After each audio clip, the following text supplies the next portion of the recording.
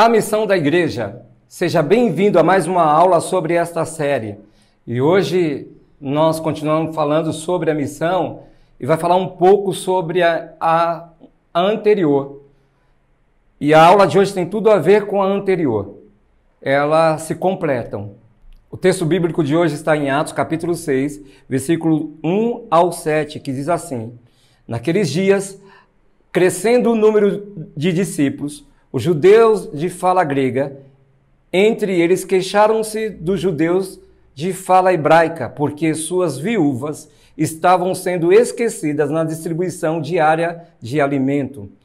Por isso, os 12 reuniram todos os discípulos e disseram: Não é certo negligenciarmos o ministério da palavra de Deus, a fim de servir às mesas. Irmãos, escolham entre vocês 7 homens de bom testemunho, cheios do Espírito e de sabedoria. Passaremos a eles essa tarefa e nos dedicaremos à oração e ao ministério da palavra. Tal proposta agradou a todos. Apresentaram esses homens aos apóstolos, os quais oraram e lhes impuseram as mãos. Assim a palavra de Deus se espalhava, crescia rapidamente o número de discípulos em Jerusalém. Também um grande número de sacerdotes obedecia à fé. Olha que coisa interessante. Na aula passada foi falado sobre os recursos, aquilo que eles faziam. Eles vendiam suas propriedades, colocavam nos pés dos apóstolos. Na aula de hoje, nós estamos falando sobre uma missão negligenciada, algumas viúvas não recebendo os alimentos. Por quê? Porque havia uma falha agora no meio da igreja. A falha sempre aconteceu e sempre acontecerá. Sempre haverá algumas falhas na igreja. E tem uma coisa importante que eu e você precisamos entender de uma vez por todas. Igreja não é lugar de pessoas perfeitas. Igreja é lugar de pessoas buscando uma perfeição em Cristo Jesus. Igreja é lugar de pessoas imperfeitas que servem a um Deus perfeito, e porque servem a um Deus perfeito, ele vai aperfeiçoando a sua igreja dia após dia. Por isso que a palavra precisa vir com exortação, com entendimento, com conhecimento, disciplinando a igreja, corrigindo a igreja, para que ela continue firmada na sua missão, para que ela continue desenvolvendo o seu papel. E eu não estou falando só de realizar obras, não. Eu estou falando da sua missão na sua totalidade. A igreja, ela prega o evangelho verdadeiro, o evangelho genuíno. Tem algum evangelho falso? Tem alguns que estão sendo pregados por aí de qualquer maneira, de qualquer forma, voltados só para aquilo que são as necessidades dos homens. Mas a igreja precisa vivenciar aquilo que é o verdadeiro evangelho, e o Deus desse evangelho, o reino de Deus, se moverá, eu tenho plena convicção disso, em favor dessa igreja, e trará tudo aquilo que eles necessitam para que então se cumpra, se realize a sua missão. Nós precisamos falar hoje sobre a missão envolvendo o cuidado da igreja. Então vamos lá? Número 1, pregar a Cristo também através das ações. A igreja não foi chamada para fazer obras assistenciais, mas as obras assistenciais devem fazer parte da igreja, mas de fato para os necessitados.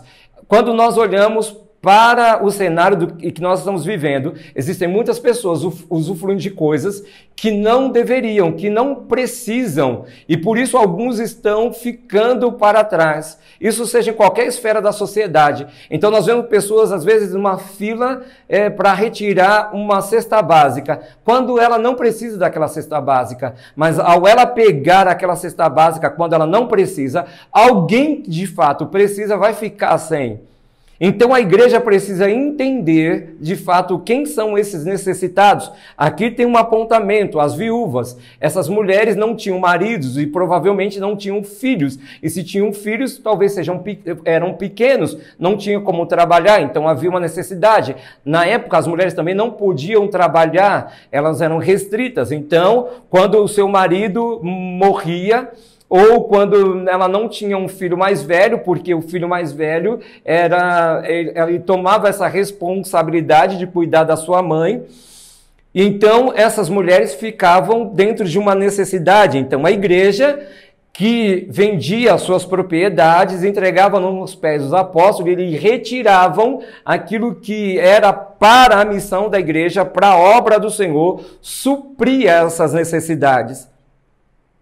Então, a igreja deve pregar a Cristo também através das ações. Naqueles dias, crescendo o número de discípulos, os judeus de fala grega, entre eles, queixaram-se dos judeus de fala hebraica, porque suas viúvas estavam sendo esquecidas na distribuição diária de alimento. A igreja crescia, a obra avançava e alguns problemas começaram a aparecer. Por quê? Porque algumas viúvas estavam em necessidade, esquecidas na distribuição diária de alimento. É até normal o surgimento de alguns problemas no meio da igreja, mas o que a igreja não pode é negligenciar a sua missão também com relação a isso. Em Tiago, capítulo 1, versículo 27, diz o seguinte: a religião que Deus, o nosso Pai, aceita como pura e imaculada é esta: cuidar dos órfãos e das viúvas em suas dificuldades, e não se deixar corromper pelo mundo. Cuidar dos órfãos, das viúvas, e não se corromper pelo mundo. Aí você pode dizer, tá vendo? Então eu não preciso ir à igreja. Porque se eu ajudar um órfão, se eu ajudar um necessitado, se eu ajudar uma viúva, essa é a religião que Deus ama. Esse é o ato que Deus ama. Isso é verdade. Mas o ajuntamento, ele é importante para o crescimento na fé, na unidade, no fortalecimento dessa igreja, se firmando cada vez mais diante do Senhor. O problema é que hoje nós estamos vendo a igreja envolvida em tantas outras coisas, envolvidas em tantas conferências, tantos congressos, tantos eventos, e esquecendo daquilo que ela precisa fazer. Não tem nenhum problema, eu volto a dizer, ter shows, congressos, conferência, chá de mulheres, encontro de homens, acampamento, retiro, nada disso é um problema para a igreja. Se torna um problema quando ela começa a negligenciar a sua verdadeira missão. Em 1 João capítulo 3, versículo 16 diz o seguinte: nisto conhecemos o que é o amor. Jesus Cristo deu a sua vida por nós e devemos dar a nossa vida por nossos irmãos. Dar a vida é se entregar. É dizer, não vivo mais eu, mas Cristo vive em mim. Eu vivo para a minha casa, para a minha família, para o meu trabalho, para os estudos, para a faculdade, para o passeio, as viagens, mas eu não posso esquecer que eu também vivo para cumprir uma missão, para realizar uma missão, para visitar os órfãos, aqueles que estão esquecidos. Nem sempre o órfão é aquele que não tem pai e não tem mãe, mas aqueles que estão esquecidos. E quantas pessoas no dia de hoje estão esquecidas? Pelo governo, pela igreja. É verdade que a igreja não consegue resolver tudo e ela não foi chamada para Cristo para resolver o problema do mundo. Não, ela foi chamada, ela vai sendo edificada para pregar aquele que tem a solução. A igreja não tem a solução, mas Cristo tem a solução para todos os problemas. No versículo 17 de 1 João, capítulo 13, diz o seguinte: se alguém tiver recursos materiais e vendo o seu irmão em necessidade, não se compadecer dele, como pode permanecer nele o amor de Deus? No versículo 18 diz: filhinhos, não amemos de palavra nem de boca, mas em ação e em verdade. Assim saberemos que somos da verdade. Assim saberemos que somos da verdade. O problema é que existem pessoas, mesmo dentro das igrejas, querendo só receber, elas não querem fazer nada, elas não querem arregaçar a manga, elas não querem trabalhar junto para abençoar outras pessoas. A ideia é, chegou com a necessidade, ok, a igreja vai suprir uma necessidade, mas também vai apresentar o Deus da solução. Nós não podemos deixar as pessoas dependendo de uma cesta básica para o resto da vida. Nós precisamos levá-la a Cristo e mostrar um Deus que pode transformar, mudar a vida dela, para que então ela possa testemunhar da transformação daquilo que Cristo fez na vida dela e que pode também transformar a vida de outros que têm uma necessidade. Número 2. Por isso, os 12 reuniram todos os discípulos e disseram: não é certo negligenciarmos o ministério da palavra de Deus a fim de servir às mesas. O problema hoje em dia é que existe na maioria das igrejas, que os pastores têm que fazer tudo. Eu falei sobre isso também na outra aula. Tem que fazer tudo porque não tem pessoas para cumprir uma missão na sua totalidade. E aí, com isso, alguns pastores deixam de realizar outras coisas, principalmente tempo de oração, principalmente tempo de estudo, principalmente aquilo que eles precisam fazer. Por quê? Porque eles estão envolvidos, porque faltam pessoas, não porque não tenha pessoas, porque faltam pessoas de fato querendo fazer a obra, de fato querendo cumprir a missão como deve fazer. Não é como eu acho que tem que ser feito, não é como você acha que deve ser feito. Você, mãe, você, pai, que tem filhos, você sabe que você tem que ensiná-lo como deve ser feito, como ele precisa fazer, como ela deve fazer. Então, que se não sai, se ele ou ela não faz conforme tem que ser feito, vai gerar um problema muito grande dentro de uma casa. E não é diferente dentro da igreja. A missão é da igreja em geral, é da membresia, dos discípulos, dos obreiros, mas infelizmente não é isso que acontece. A igreja começou a falhar na sua missão e por isso aquilo que não deveria acontecer está acontecendo. O que está acontecendo? Negligência, falhas, problemas acontecendo, inúmeros problemas acontecendo. Precisamos despertar para isso, rever os nossos conselhos, entender aquilo que precisa ser feito e como deve ser feito, baseado na palavra de Deus. E então o Senhor vai cooperar conosco, Ele cooperará comigo e com você.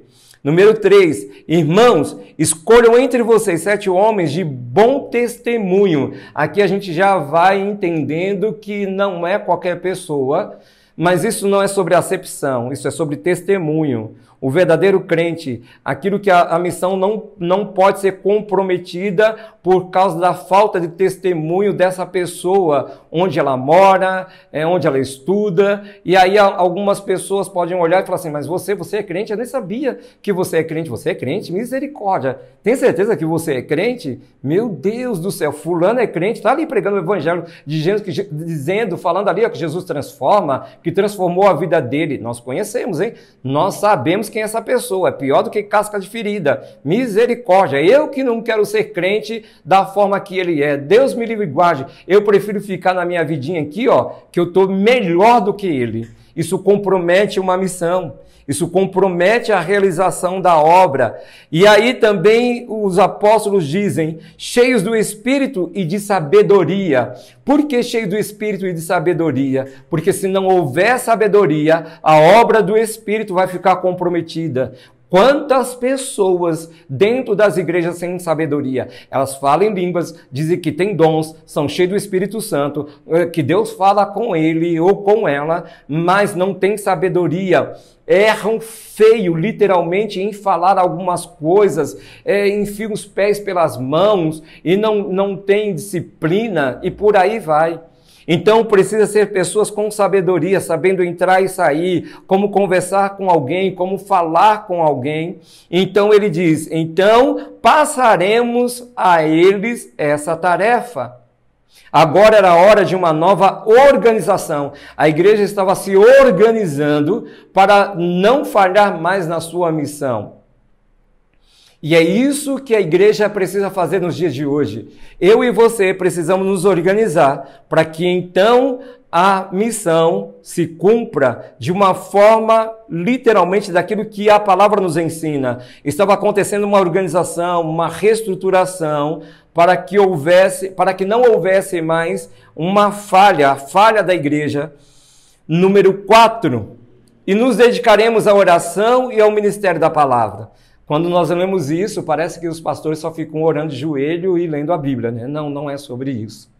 Aqui tem uma missão, oração, orando por pessoas, indo nas casas, sim, visitando, sim, pregando o evangelho, sim, porque é isso que o apóstolo fazia.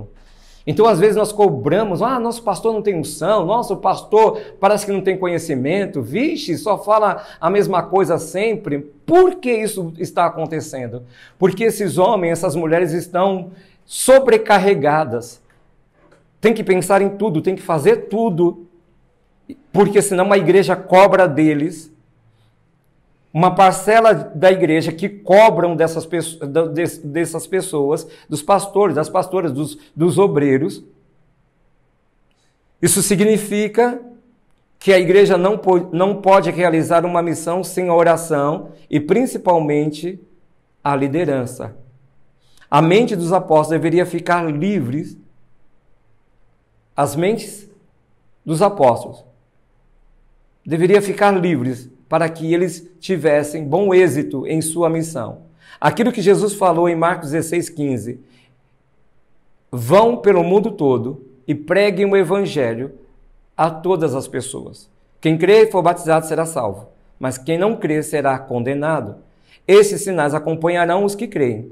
Em meu nome expulsarão demônios, falarão novas línguas, pegarão em serpentes, e se beberem algum veneno mortal, não lhes fará mal nenhum. Imporão as mãos sobre os doentes, e esses ficarão curados. Depois de ter falado isso, o Senhor Jesus foi levado ao céu e assentou-se à direita de Deus. Então os discípulos saíram e pregaram por toda a parte, e o Senhor cooperava com eles, confirmando-lhes a palavra com os sinais que o acompanhavam. Eles criam, realizavam, as coisas iam acontecendo, e o Senhor testificando, cooperando, os sinais, prodígios e maravilhas acontecendo. E aí eu te pergunto, cadê os sinais? Cadê os prodígios? Cadê as maravilhas? Eu não estou falando dentro de um ambiente. Crente orando por crente. Crente orando para que crente seja curado. Eu não estou falando que isso não possa acontecer, mas a igreja ficou restrita nisso. Crente orando só por crente. Crente operando os dons do Espírito só para crente. Não, os dons do Espírito é para o mundo. Então o mundo saberá que existe um Deus vivo e poderoso no céu.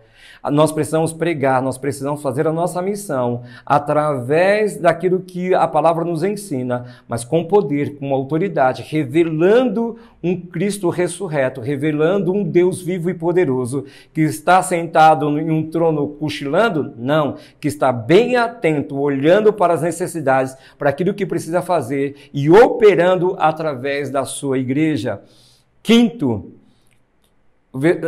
O quinto ponto está relacionado ao versículo 5. Tal proposta agradou a todos, então escolheram Estevão, um homem cheio de fé e do Espírito Santo. A missão não pode ser feita por pessoa sem essas duas coisas importantes, que são fundamentais: fé e o Espírito. Você precisa crer. Então, porque você crê, o Espírito Santo vai agir através da sua vida. Você é o instrumento, você é o vaso, você é a mão, você é o pé, você é a boca de Deus aqui nessa terra, operando segundo a vontade do Senhor, dirigido pelo seu Espírito. Tem muita gente fazendo a missão sem crer que Deus é poderoso para realizar nas suas próprias vidas. Essa missão não vai dar certo, ela vai falhar. No versículo 6 diz o seguinte: apresentaram esses homens aos apóstolos, os quais oraram e lhe puseram as mãos. Oraram e impuseram as mãos, ordenando, comissionando, enviando esses homens para essa missão. Em sexto e último lugar, diz assim: assim a palavra de Deus se espalhava, crescia rapidamente o número dos discípulos em Jerusalém, também um grande número de sacerdotes obedecia à fé.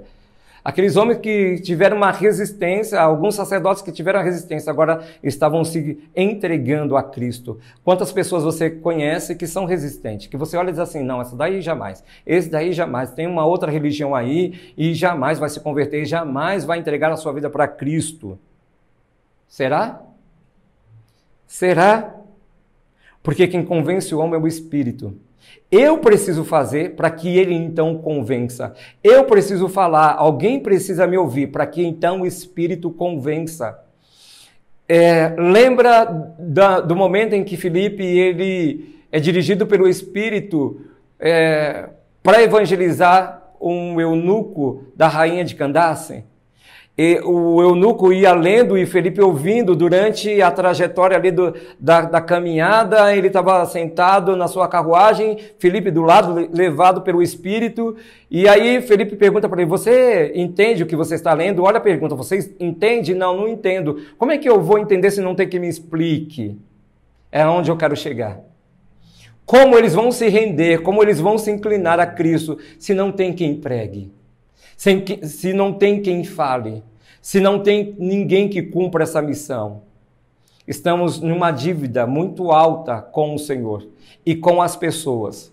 Estamos com uma dívida muito alta com o reino de Deus e com as pessoas que necessitam ouvir a voz de Deus. Você imagina, em um determinado momento, que você e alguém estiver no céu e quando Cristo olhar para esse alguém que você conhecia, seu amigo, seu parente, alguém que você tinha uma aproximação, que convivia com essa pessoa ou que conviveu por um bom tempo, e Jesus olhar para ela e falar assim, puxa, mas eu te dei muita oportunidade, né? Aí você está lá assistindo aquele momento lá, e Jesus conversando com essa pessoa que morreu sem aceitar a Jesus como seu Senhor e Salvador, e Jesus fala assim, puxa, eu te dei oportunidade, olha quanto tempo você viveu na terra, 60, 70, 80, 90, 91, sei lá, 105.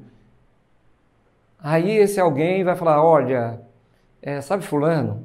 Sei, tá ali, ó, sentado ali, talvez esperando a vez dele, ou receber algum galardão, algum prêmio, sabe? Então, brincou comigo, falou um monte de piada, eu dei risada, eu falei piada, ele riu.